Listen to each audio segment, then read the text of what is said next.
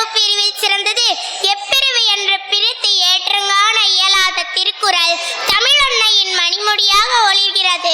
வாழ்க்கைக்கு தேவையான நீதி நூல்கள் தமிழ் மொழியில் உள்ளது போல் உலக மொழிகள் எதிலும் இல்லை என்று அழுத்தமாக கூறும் இத்தாலிய பேரறிஞர் வீரமா முனிவர் இறுதியாக சொல்கிறார், எல்லா நூல்களுக்கும் தலையாய நூல் திருக்குறள் என்று. திருக்குறள் தமிழில் படைக்கப்பட்டது. ஆனால் அது தமிழர்களுக்காக மட்டும் படைக்கப்படவில்லை, உலக மனிதர்களுக்காக படைக்கப்பட்டது. வள்ளுவன் தன்னை உலகிற்கே தந்து வான்புகள் கொண்ட தமிழ்நாடு இது. அகரத்தில் தொடங்கி நகரத்தில் முடியும் திருக்குறள் அன்று முதல் இன்று வரை சிகரத்தில் தான் இருக்கிறது.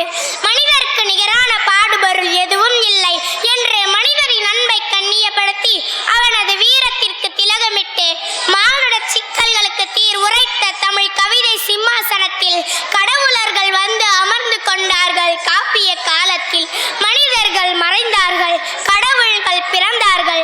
பக்தி சுவை நனி சொட்ட சொட்ட பாடிய செந்தமிழ் சேக்கிழார் காலத்தில் மானுடம் சற்றே சிலித்தெழுந்தாலும் பக்தி இலக்கிய பெருவெள்ளத்தில் மானுட பதிவுகள் காணாமல் போயின.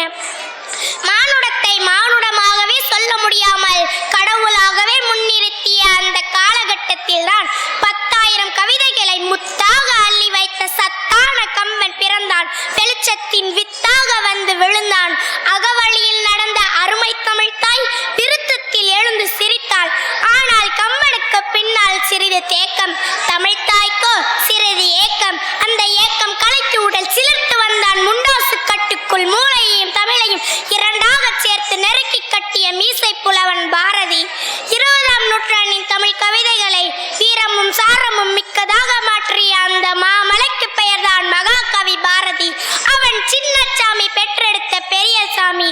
தலைப்பாகை கட்டி வந்த தமிழன் மகாகவி பாரதி நமக்கெல்லாம் கொடுத்து விட்டு போன செல்வங்கள் 4.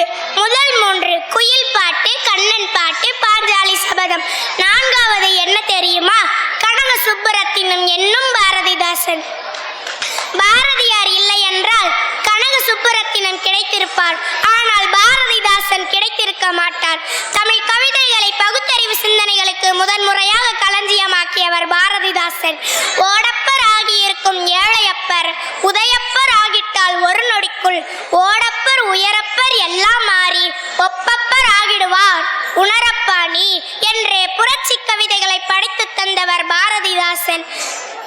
நற்றினை நல்ல குறுந்தொகை 500 ஒத்த 10 ஓங்கு பரிபாடல் கற்றறிந்தார் ஏத்தும் கலியோடு அகம்புறம் என்ற இத்திரத்தை 8 தொகை முருகு பொருணாறு 12 முல்லை பெருகுவள மதுரை காஞ்சி மறுபணிய கோல நெடுநல்வாடை கோல் குறிஞ்சி பட்டினப்பாலை கடாத்தொடு 10 நாலடி நான்மணி 40 ஐந்தினை முப்பால் கடுகம் மறுவினிய இன்னிலே காஞ்சினோடு ஏலாது என்பவே கைநிலையவாம் கீழ்கணக்கு சிலப்பதிகாரம் மணிமேகலை சீவக சிந்தாமணி வளையாபதி குண்டலகேசி என்னும் ஐம்பெருங்காப்பியங்கள். இது மட்டுமா? இன்னும் சொல்லிக்கொண்டே போகலாம் எம் தமிழ் இறக்கிய வரலாற்றை. ஒரு பானை சோற்றுக்கு ஒரு சோறு தானே பதம். நான் இங்கே பல சோற்று பருக்கைகளை பதமாக காட்டி இருக்கிறேன். என்ன இருக்கிறது நமது தமிழில் என்று கேட்பவர்களிடம் தலை நிமிர்த்தி நெஞ்சுயர்த்தி நரம்பு புடைக்க சொல்லுங்கள். 20 நூற்றாண்டு வரலாறு உலக மொழியிலேயே எம் தாய்மொழியாம் தமிழுக்கு தான் உண்டு என்று. 20 நூற்றாண்டு வரலாறு உலக மொழியிலேயே எம் தாய்மொழியாம் தமிழுக்கு தான் உண்டு என்று. நன்றி, வணக்கம்.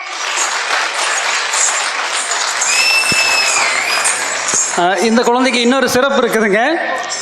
ஒவ்வொரு ஆண்டும் துளசி பார்மசி அந்த மருந்து கடையிலேருந்து ஒவ்வொரு மாவட்டத்தில் இருக்கிற எல்லா பள்ளிகளுக்கும் சேர்த்து ஒரே இடத்துல வந்து கையெழுத்து போட்டி நடத்துவாங்க.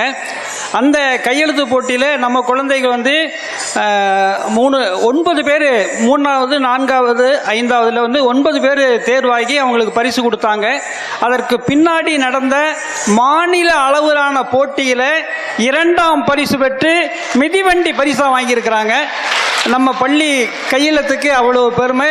அந்த கையெழுத்தை உருவாக்கி தந்த ஆசிரியர்களுக்கு ஒரு முறை நல்லா ஒலி கூற கைது.